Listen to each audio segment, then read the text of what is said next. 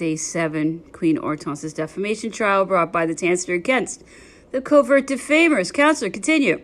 Plaintiff's lawyer, thank you, Your Honor. Queen Hortense, you have been testifying as to the false and defamatory stories in newspapers have printed about you and the Emperor Napoleon. Not all the negative stories are false, though. The murder of the Duc d'Enghien, for example. Queen Hortense, it is true that the Duke was executed, and it was also true that he was deprived of his due process rights at trial. However, it is not true that Napoleon, who was First Consul at the time, had anything to do with it.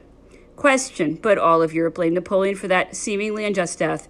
Answer, their blame is misplaced. The First Consul was as distressed as were the rest of us to learn of the execution of the Duc d'Enghien.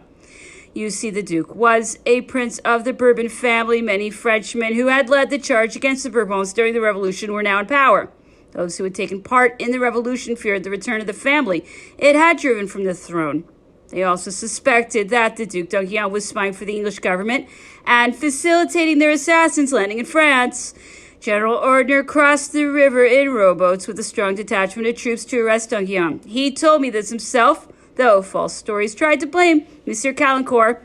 Ordner brought d'Enghien to Paris, and his trial happened immediately. It was presided over by General Hulin. The Duc d'Enghien was executed before daybreak, much to everyone's shock and horror. This was all ordered by General Murat, then the governor of Paris, but he was taking orders from Monsieur de Talleyrand. The First Consul did not know what was going on. The proof is that he sent his man Rial, the prefect of police, to question d'Enghien. At hearing, he was already dead. Napoleon cried out, "This was a useless crime. By my own eye, the consul was distressed by what had been done. It was not by his orders. It was by Talleyrand."